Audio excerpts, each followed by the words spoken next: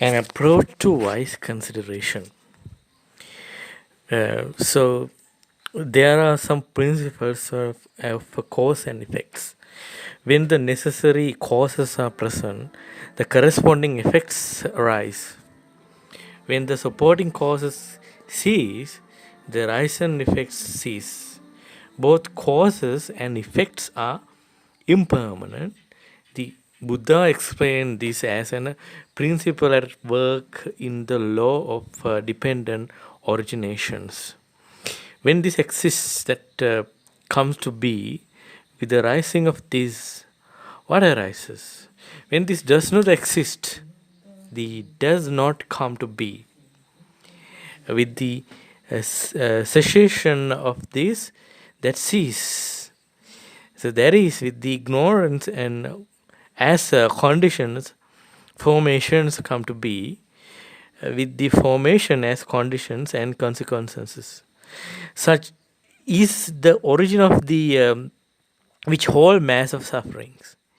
Imamim sati idam hoti, uh, like that, the Dasabala Sutta. The further we discuss that craving, the noble truth of the origin of suffering, is to be abandoned. So, with the removal of craving, with the cause of suffering ceases. The cessation of sufferings is a nibbana itself. So we also discuss that craving cannot be abandoned by wishing. So we cannot make the mental determinations of make craving cease. So may it disappear. Why aren't we able to do so? So because craving is impermanent, conditioned, and dependently arise, and so it is non-self, something over which we cannot exercise control.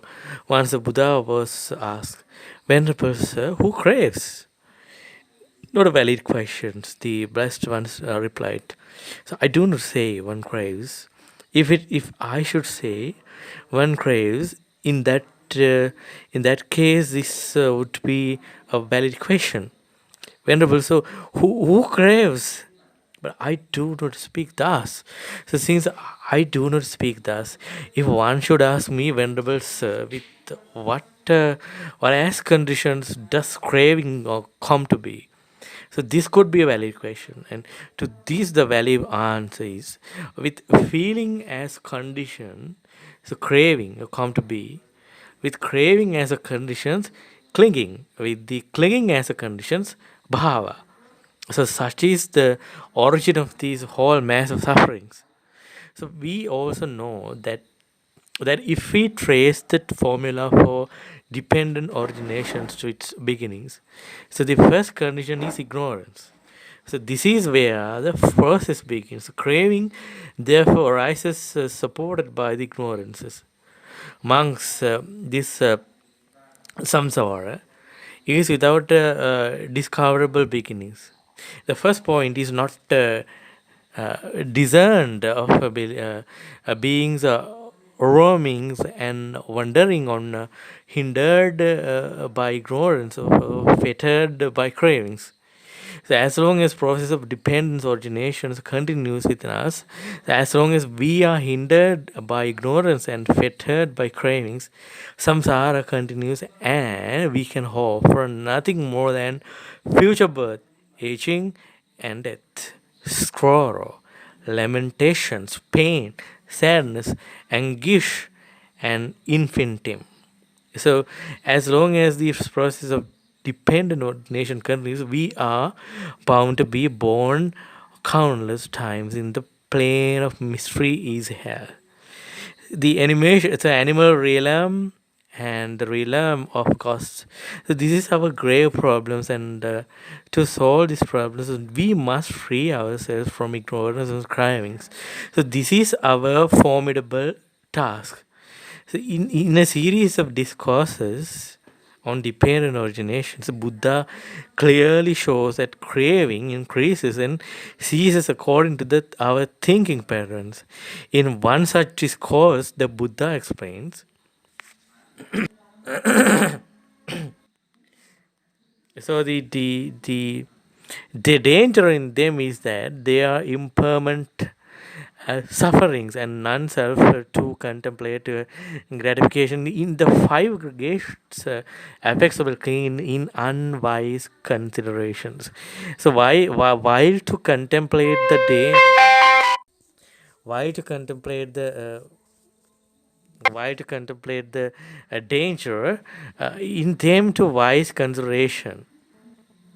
So we can develop wise consideration by contemplating the five aggregates affecting by clinging as impermanent sufferings and non-self. So this is one way to practice inside medication.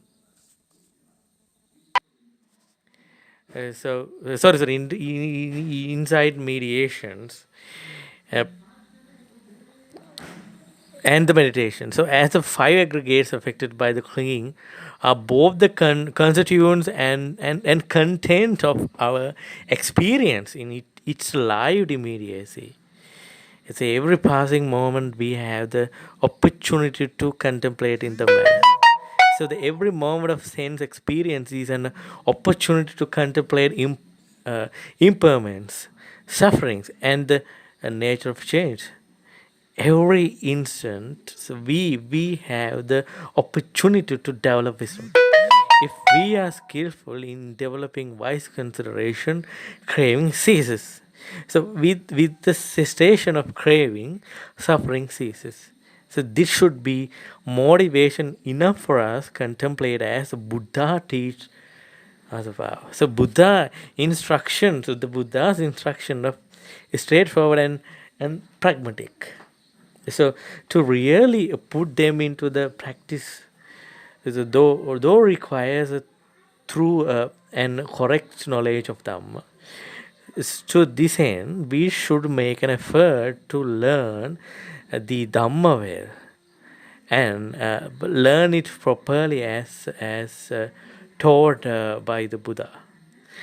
Only then can we practice accordingly, and uh, only when we can practice according to the Dhammacakkappavattana, and only then can we realize the truth of Dhamma for ourselves.